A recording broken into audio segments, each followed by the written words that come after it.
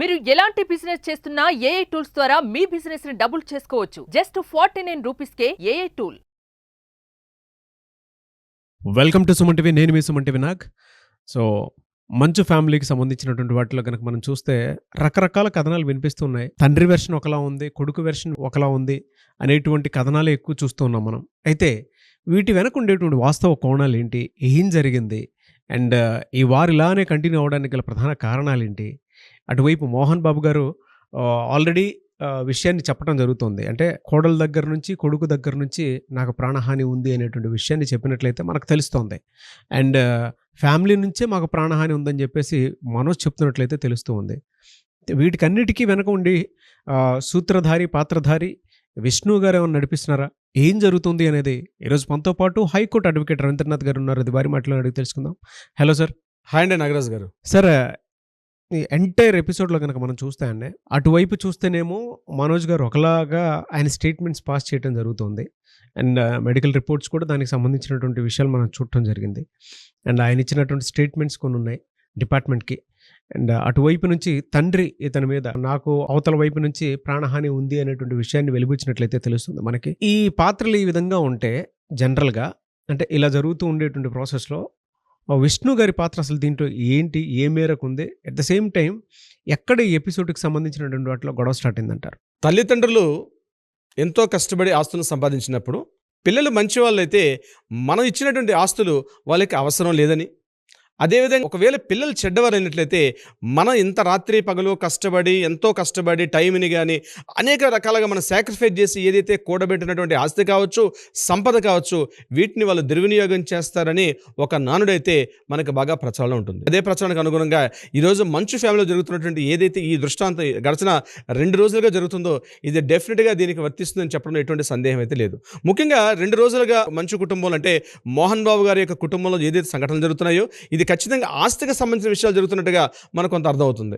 Sunday నాడు మధ్యాహ్నం Banjara hills హాస్పిటల్లో మంచు మనోజ్ గారు వెళ్ళడం, అక్కడ మెడికల్ ట్రీట్మెంట్ చేసుకోవడం. అయితే ఈ మెడికల్ ట్రీట్మెంట్ పూర్తిగా మెడికో లీగల్ కేసు అని చెప్పి బంజారా హిల్స్ ఉన్నటువంటి హాస్పిటల్ యాజమాన్యం దగ్గరలో ఉన్న పహాడీ షరీఫ్ హాస్పిటల్కి వాళ్ళు రిఫర్ చేయడం జరిగింది. ముఖ్యంగా ఏ గాయాలతో వచ్చే విషయం తెలిస్తే ముఖ్యంగా నీకు మెడ, అదేవిధంగా వెన్నుముక, కాలికి గాయాలు తగిలినట్టుగా ఆ మెడికో లీగల్ కేసులో రిపోర్ట్లో కూడా మనం చూడడం జరిగింది. అయితే మోహన్ బాబు గారు రీసెంట్గా నిన్న మండే నాడు రాచకొండ పోలీస్ కమిషనర్ సుధీర్ బాబు గారికి ఒక సుదీర్ఘమైన లేఖ అయితే రాశారు. ఆ లేఖలో ప్రధానంగా శ్రీ మంచు మనోజ్ గారు, అదేవిధంగా శ్రీమతి భూమా మౌనిక గారి వల్ల నాకు ప్రాణహాని ఉంది, వీళ్ళ వల్ల నా ఆస్తికి, నా ప్రాణానికి కూడా చాలా ప్రమాదం ఉంది, కాబట్టి వాళ్ళ నుంచి నాకు రక్షణ కల్పించాల్సిందిగా కోరుతూ సుధీర్ బాబు గారికి ఒక సుదీర్ఘమైన లేఖ రాశారు. ఆ లేఖలో ప్రధానంగా నేను ఇదే పహాడీ షరీఫ్ ప్రాంతంలో గడిచిన 10 సంవత్సరాలుగా ఇక్కడ జల్పల్లి ఉన్నటువంటి ఫామ్ హౌస్లో ఉంటున్నాను. నేను నా కొడుకు 4 months అయింది. మంచు మనోజ్ ఈ ప్రాంతం నుంచి బయటకు వెళ్ళిపోయాడు, తన భార్య పిల్లలతో సహా వెళ్ళిపోయాడు. కానీ నేను సండే నాడు సడన్గా రావడం, వచ్చిన తర్వాత కొంతమంది బౌన్సర్స్లో వచ్చి నా మీద ప్రత్యక్ష దాడికి దిగడం జరిగింది. నేను ఆ టైంలో పై రూమ్లో పడుకున్నాను. నేను కింద చాలామంది బౌన్సర్స్తో కలిసి నా మీద నుంచి ఒక దాడికి ప్రయత్నం చేసినట్టుగా వాతావరణం అయితే కనిపించింది. కాబట్టి నాకు నా ప్రాణహాని ఉంది, కాబట్టి వాళ్ళ నుంచి నేను రక్షించవలసిందిగా కోరుతూ భవదీయుడు మంచు మోహన్ బాబు గారు అని చెప్తూ చాలా సుదీర్ఘ లేఖ అయితే రాయడం జరిగింది. ఆ లేఖ కూడా మనం చూసాం నాగరాజ్ గారు.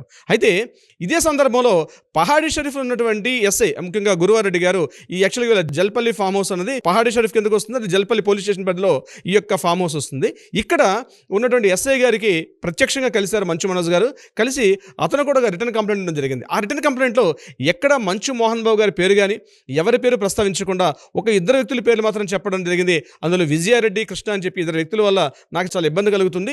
నేను సండే నాడు నాకు షూటింగ్ యాక్చువల్గా యథాలాపంగా షూటింగ్ ఉండాలి, కానీ అనుకోకుండా నా షూటింగ్ క్యాన్సిల్ అవడం వల్ల నా భార్య పిల్లలతో జల్పల్లి ఫామ్ హౌస్ ఉన్నాను. అనుకోకుండా నేను ఇంట్లో లేనని చెప్పి కొంతమంది దుండగులు నా మీద దాడికి ప్రయత్నం చేశారు. ఆ టైంలో నా భార్య మీద గట్టిగా తిడుతూ కూడా లోపలికి ఇంట్లోకి రావడం జరిగింది. వాళ్ళకు 30 మంది నా ఇంట్లోకి వచ్చారు. నా మీద అటాక్ చేయడానికి ప్రయత్నించినప్పుడు నేను కూడా రివర్స్ అయ్యాను. ఆ రివర్స్ అవుతున్నప్పుడు వాళ్ళు నన్ను చూసి నేను రివర్స్ అవడంతో నా చుట్టూ ఉన్నటువంటి నా సిబ్బంది కూడా ఎప్పుడైతే రివర్స్ అయ్యారో వాళ్ళు పారిపోయారు. ఆ పారిపోతూ ఏం చేస్తారంటే నా సీసీ కెమెరాస్, ఆ డివిఆర్ బోర్డు, అదేవిధంగా క్లోజ్ సర్క్యూట్స్ సీసీ కెమెరాస్ కూడా వాళ్ళు పట్టుకుని పారిపోయారు. ఈ పట్టుకుని పారిపోయే ప్రయత్నంలో నేను కూడా వాళ్ళు వెంబడించాను. ఈ ప్రయత్నంలో నాకు గాయాలు తగిలే. ముఖ్యంగా నేను ఇమీడియట్గా బంజారా హిల్స్ హాస్పిటల్ అటెండ్ అయ్యాను. నాకు వెన్నుముక మీద, కాళ్ళకు మీద గాయాలు తగిలే అని చెప్తూ ఆయన ఒక రిటర్న్ కంప్లైంట్ పహాడీ షరీఫ్ పరిధిలో ఉన్నటువంటి జల్పల్లి పోలీస్ స్టేషన్ ఆయన ఇవ్వడం కూడా జరిగింది. సో తండ్రి కొడుకులు ఇద్దరు కూడా ఒకరిపైన ఒకరు ఇమీడియట్గా ఒక రిటర్న్ కంప్లైంట్ ఒకరు రాచకొండ కమిషన్కి ఇస్తే జల్పల్లి పోలీస్ స్టేషన్లో ఇతను ఇవ్వడం జరిగింది. అయితే ఏం పెరుగుతుంది మంచు ఫ్యామిలీలో. ఎప్పుడు కూడా వివాదాలకి ఎప్పుడు కూడా మంచు ఫ్యామిలీ అనేది సెంటర్ ఆఫ్ అట్రాక్షన్ అవుతుంది. ముఖ్యంగా బహుశా తెలుగు సినిమా పరిశ్రమలో ట్రోలింగ్ గురవడం అనేది మంచు ఫ్యామిలీ తప్పించి బహుశా వేరే ఫ్యామిలీ ఏముండదేమో.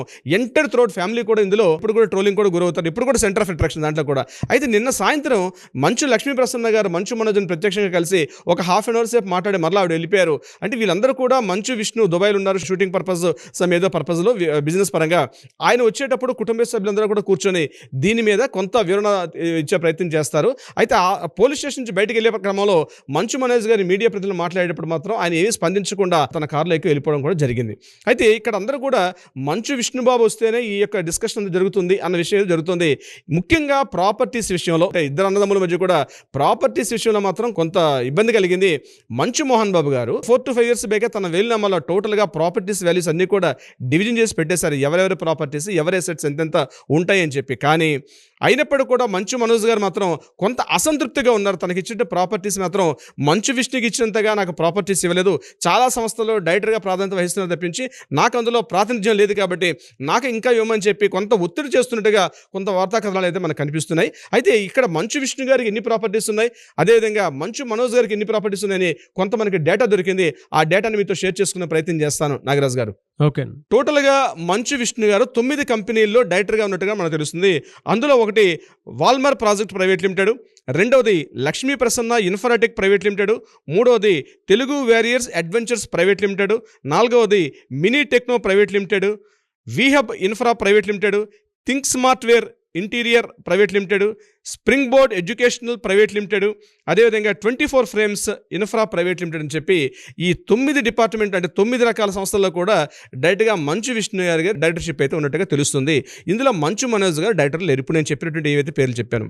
ఇది కాకుండా మంచు మనోజ్ గారు టోటల్గా 4 కంపెనీల్లో మాత్రమే డైరెక్టర్గా ఉన్నట్టుగా తెలుస్తుంది. ఒకటి ఎంఎం ప్రాపర్టీస్ అని, నమస్తే టాయ్స్ ప్రైవేట్ లిమిటెడ్ ఒకటి, ఎంఎం సిటీ ప్రైవేట్ లిమిటెడ్ అని, Manchu Manoj city private limited అని ఒక 4 సంస్థల్లో మంచు మనోజ్ గారు కేవలం డైరెక్టర్గా ఉన్నట్టు తెలుస్తుంది. ఇది కాకుండా శ్రీ విద్యానికేతన్ స్కూల్ అయితే ఏదైతే ఉందో, ముఖ్యంగా మంచు మోహన్ బాబు గారి ఫ్యామిలీకి ప్రధాన ఆదాయ వనరుగా ఉన్నటువంటి శ్రీ విద్యానికేతన్ స్కూల్ అయితే 9 మంది ట్రస్టీలు ఉన్నారు.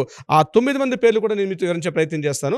అందులో ఒకటి ప్రధానంగా మెయిన్ పర్సన్ డాక్టర్ మంచు మోహన్ బాబు గారు, రెండో వ్యక్తి మంచు విష్ణువర్ధన్ బాబు, మూడవది మంచు నిర్మల కుమారి, అదేవిధంగా మంచు కృష్ణమూర్తి గారు, అలాగే పి జనార్దన్ రెడ్డి గారు, మారుతి కృష్ణ, చెలసాని రమేష్, వినయ్ మహేశ్వరి, అదేవిధంగా విరానిక మంచు.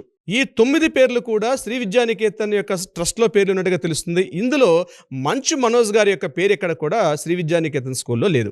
అయితే ఇటీవలే మంచు మోహన్ బాబు గారి యొక్క ఇన్స్టిట్యూషన్ మోహన్ బాబు యూనివర్సిటీగా అప్గ్రేడ్ అయిన తర్వాత కొంత వివాదం అనేది అక్కడ రాజుకుంది. ఎందుకంటే అనేక వేల లక్షల రూపాయలుగా పూర్తిగా ఇక్కడ ఫీజులు ఎక్కువగా వసూలు చేస్తున్నారని చెప్పి 2023లో చాలామంది విద్యార్థులు మీడియాకి ఎక్కినప్పుడు దీని మీద వివరణ ఇస్తూ కూడా మోహన్ బాబు గారు అదేవిధంగా విష్ణు గారు కూడా వివరణ ఇస్తూ మేము ఎక్కువగా ఫీజులు తీసుకోవట్లేదు, ఏదైతే గవర్నమెంట్ నిర్దేశించినటువంటి ఆ ఫీజు ప్రకారం మేము తీసుకుంటాం తప్పించి ఎక్కువగా తీసుకోవాలని చెప్పినప్పుడు ఇమ్మీడియట్గా మంచు మనోజ్ గారు ఒక స్టేట్మెంట్ ఇవ్వడం కూడా జరిగింది. ముఖ్యంగా ఏదైతే శ్రీ విద్యానికేతన్లో జరుగుతున్నటువంటి ఈ యొక్క ఫీజుల వివరణ ఉందో దీని మీద కొంత ఎంక్వైరీ చేస్తే బాగుంటుందని చెప్పి మంచు మనోజ్ గారు 1 year బ్యాకే ఒక స్టేట్మెంట్ ఇవ్వడం జరిగింది. బహుశా అప్పటి నుంచి కూడా దీని మీద వివాదం రాజుకుంది. ఎందుకంటే మంచు మనోజ్ గారికి డైరెక్ట్గా కానీ ఇండైరెక్ట్గా కానీ శ్రీ విద్యానికేతన్ స్కూల్లో ఎటువంటి యొక్క షేరింగ్ కానీ ట్రస్ట్గా కానీ ఎటువంటిది ఉన్నట్టుగా మనకు అందిన ఇన్ఫర్మేషన్ ప్రకారం అయితే లేదు. కాబట్టి అందులో కూడా నాకు కొంత వాటా ఇవ్వమని మంచు మనోజ్ గారు కొంత ప్రెజర్ చేస్తున్నట్టుగా తెలుస్తుంది. దీని మీద మోహన్ బాబు గారు ఆల్రెడీ వీలునామా రాసేసాను, డీటెయిల్స్ అన్ని కూడా ఎవరికి వాళ్ళు షేర్ చేసేసింది తప్పించి ఇప్పుడు కొత్తగా నేను వీలునామాను సవరించే ప్రయత్నం చేయట్లే అని చెప్పి ఈ విషయం మీద కొంత ఒత్తిడి అయితే తీసుకొస్తున్నారు. ఈ మధ్య కాలంలో చూసినట్టయితే మంచు మనోజ్ గారు గడిచిన 2017 తన యొక్క లాస్ట్ మూవీ 2017 నుంచి ఇప్పుడు 2024 అంటే గడిచిన 6-7 years నుంచి ఆయన నుంచి ఎటువంటి కూడా మూవీ రాకపోవడం కూడా కొంత వివాదానికి కారణం అవుతుంది. ముఖ్యంగా ఆయన ఇండస్ట్రీకి కూడా దూరం అవ్వట్లేదు, ఆయన వ్యాపారం కూడా సరిగ్గా చేయట్లేదు, సినిమా ఇండస్ట్రీలో లేరు, బిజినెస్ పాయింట్ ఆఫ్ వ్యూలో కూడా లేరు. కేవలం రీసెంట్గా మ్యారేజ్ చేసుకున్నారు, ఒక అమ్మాయి పుట్టింది ఆయనకి. ఆ అమ్మాయిని పూర్తిగా కూడా దేవసేన శోభ అని పేరు పెట్టి కూడా కొంతవరకు ఈ మంచు కుటుంబానికి దూరం అయ్యారు. ముఖ్యంగా శోభ అని పేరు పెట్టడం కూడా కొంత వివాదానికి దారితీసిందని కూడా కొంతమంది విశ్వసనీయ వర్గాలు చెప్తున్నారు అక్కడ ఆ విషయాన్ని కూడా. సో ఏదేమైనప్పటికీ కూడా ఇక్కడ ఆస్తులకు సంబంధించి ప్రధానంగా మంచు కుటుంబంలో అటు మంచు విష్ణు గారు కానీ మంచు మనోజ్ గారు అదేవిధంగా లక్ష్మీ ప్రసన్న గారు కూడా ఈ ముగ్గురు మధ్య కూడా కొంత ఆస్తుల వివాదానికి సంబంధించి ప్రధానంగా ఒక మంచు ఫ్యామిలీలో ఒక ఫైర్ అయితే రాజుకుంటుంది. ఇదైతే మనం క్లియర్గా చెప్పొచ్చు నాగరాజ్ గారు. బట్ ఏదేమైనా అండి ఇలాంటి ఇళ్లలో జరగడం అనేది బాధాకరం. చూద్దాం ఏ విధంగా ఉంటుందనే దాని మీద.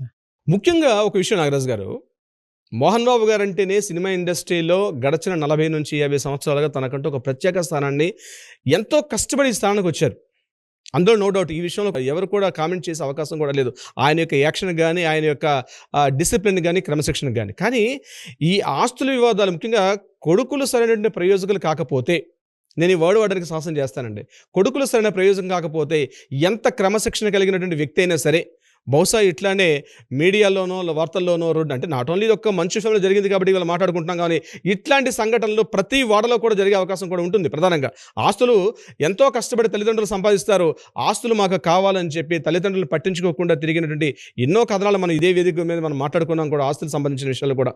సో అటువంటి జరగకుండా మంచి ఫ్యామిలీ కాస్త మిగిలినటువంటి ఒక సెలబ్రిటీ కుటుంబంలో ఉండాలని మనం కోరుకుందాం నాగరాజ్ గారు. డెఫినెట్గా. Anyways thank you so much Ravindranath garu. Thank you so much Nagaraj గారు.